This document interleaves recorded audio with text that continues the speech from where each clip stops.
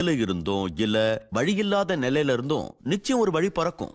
இப்படி யோசிச்சு பாருங்க. ராத்திரியில ஒரு கார் போய்கிட்டு இருக்கு. அந்த காரோட விளக்கு வெளிச்சம் 100-200 அடி வரைக்கும் தான் தெரியும். அதோட உதவியால நீங்க கலிபோர்னியால இருந்து நியூயார்க் வரைக்கும் பயணம் செய்யலாம். ஏன்னா உங்களுக்கு தெரிய வேண்டியது அடுத்த 200 அடி மட்டும்தான். அப்படித்தான் வாழ்க்கையும் நம்ம கண்ணு முன்னாடி விரியுது. அடுத்த 200 அடி நம்ம கண்ணு முன்னாடி விரியும். அதுக்கப்புறம் 200 அடி கண்ணுக்கு தெரியும்னு நம்பினா போதும். வாழ்க்கை உங்க கண்ணு முன்னாடி விரிஞ்சுக்கிட்டே வரும். அது நீங்க அடைய விரும்புற இடத்துக்கு உங்களை கொண்டு போய் சேர்த்துரும். ஏன்னா அங்க போகணும்னு நீங்க தானே விரும்புனீங்க.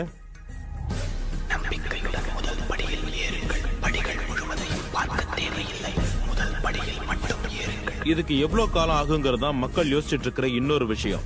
இந்த கார் அடையறதுக்கு எனக்கு எவ்வளவு நாள் ஆகும், இந்த உறவையோ பணத்தையோ அடையறதுக்கு எனக்கு எவ்வளவு நாள் ஆகுங்கிறதான் கேள்வி. இது நடக்கிறதுக்கு 30 நிமிஷம் ஆகும், இல்லனா 3 நாள் ஆகும், இல்லனா 30 நாள் ஆகும்னு சொல்றதுக்கு என்கிட்ட விதிமுறை புத்தகம் இல்ல. நீங்க எந்த அளவுக்கு பிரபஞ்சத்தோட ஐக்கியமா இருக்கீங்கிறத பொறுத்து தான் அது அமையும். பிரபஞ்சத்தை பொறுத்த வரைக்கும் அளவு ஒரு விஷயமே இல்ல. அறிவியல் தளத்துல இருந்து பாத்தீங்கன்னா நாம கடுகளவுன்னு நினைக்கிற ஒன்ன ஈர்க்கிறதுக்காகிற சிரமத்தை விட பெருசுன்னு நினைக்கிற ஒன்ன ஈர்க்கிறதுக்காகிற சிரமம் ஒன்னும் அதிகமானது இல்ல. பிரபஞ்சம் எல்லாத்தையும் முயற்சி இல்லாம தான் செய்யுது.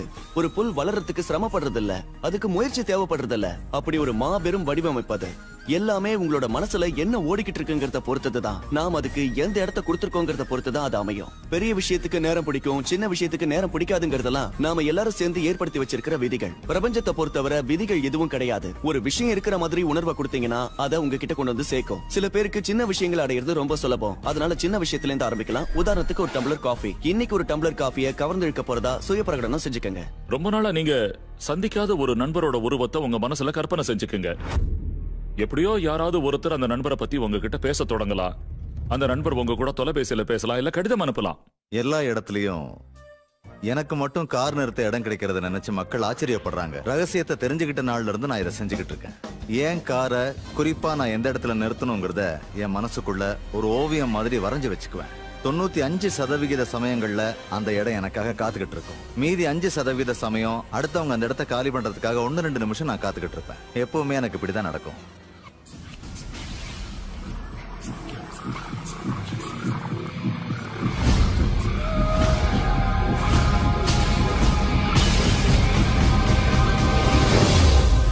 ஏராளமான மக்கள் நிகழ்காலத்தோட சூழல் கைதிகளா, முடக்கப்பட்டவர்களா, நல்லா மாட்டிக்கிட்டவங்களா உணர்றாங்க. இந்த மாதிரி சமயத்துல உங்களோட சூழல் எதுவா இருந்தாலும் சரி, அது உங்களோட தற்போதைய யதார்த்தம் தான் நான் சொல்லுவேன்.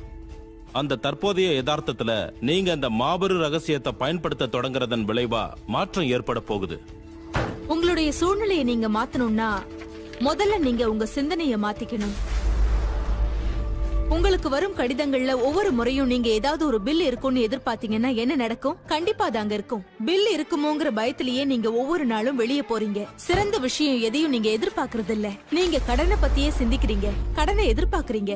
அதனால கடன் தலைக்காட்ட தானே செய்யும். இந்த மாதிரி சிந்திக்கிறதுனால ஒவ்வொரு நாளும் நீங்க உங்க எண்ணத்தை உறுதி செய்றீங்க.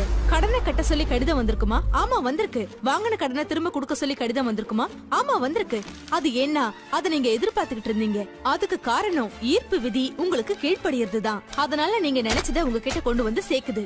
உங்களுக்கு நீங்களே ஒரு உதவி செஞ்சுக்கங்க. ஒரு காசோலை எதிர்பாருங்க. இன்னைக்கு இருக்கிற நிலைமையை வச்சு நிறைய பேர் இதுதான் நான் முடிவு பண்றாங்க. அது நீங்க இல்ல, அது நீங்களா இருந்தவர். உதாரணத்துக்கு இன்னைக்கு இருக்கிற நிலைமையில உங்க வங்கி கணக்குல போதுமான அளவுக்கு பணம் இல்லன்னு, நீங்க விரும்புற உறவு உங்ககிட்ட இல்லன்னு, நீங்க ஆரோக்கியமா இல்லன்னு வச்சுக்கலாம். அது இப்ப இருக்கிற நீங்க இல்ல, அது உங்க கடந்த கால எண்ணங்கள் மற்றும் செயல்களோட எச்சம். அதனாலதான் எப்போதும் கடந்த காலத்துல நாம செஞ்ச செயல்கள் மற்றும் எண்ணங்களோட எச்சத்திலேயே தொடர்ந்து வாழ்ந்துகிட்டு இருக்கோம். உங்களோட தற்போதைய நிலைமைய பார்த்து அதை வச்சு நீங்க உங்களை விவரிச்சுக்கிட்டீங்கன்னா எதையுமே பெற முடியாத படுகொழில நீங்களே விழறீங்கன்னு அர்த்தம்.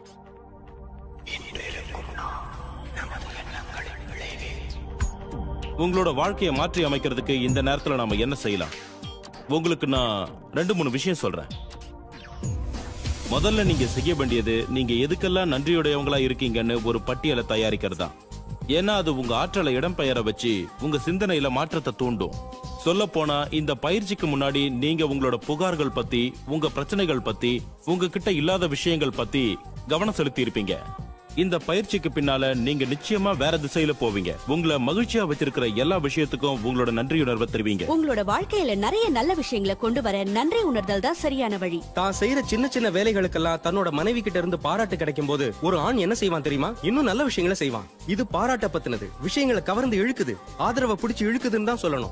வாழ்க்கையில நாம எதை சிந்திக்கிறோமோ, எதுக்கு நன்றி சொல்றோமோ, அதையே நாம அடையறோம். என்னை பொறுத்த வரைக்கும் நன்றி உணர்தல்ங்கிறது ஒரு சக்தி வாய்ந்த பயிற்சின்னு தான் சொல்லுவேன். தினமும் காலையில நான் கண் முழிச்ச உடனே சொல்றது இதுதான், நன்றி. ஒவ்வொரு நாள் காலையிலயும் படுக்கையில இருந்து என் கால் தரையில பட்டதும் நான் சொல்றது இதுதான், நன்றி. மத்த வேலைகளை செய்யும் போது நான் எதுக்கெல்லாம் நன்றி உடையவனா இருக்கேங்கிறத அலசுவேன்.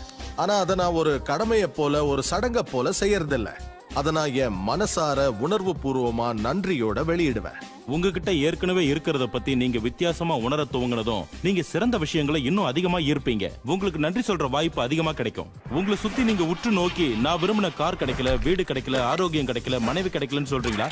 போதும் போதும் நிறுத்துங்க. இதெல்லாம் உங்ககிட்ட இல்லாத விஷயங்கள். உங்ககிட்ட ஏற்கனவே இருக்கிற விஷயங்கள். அதுல நீங்க கவனம் செலுத்துங்க. ஒருவேளை அது இப்ப நீங்க பாத்துட்டு இருக்கிற இந்த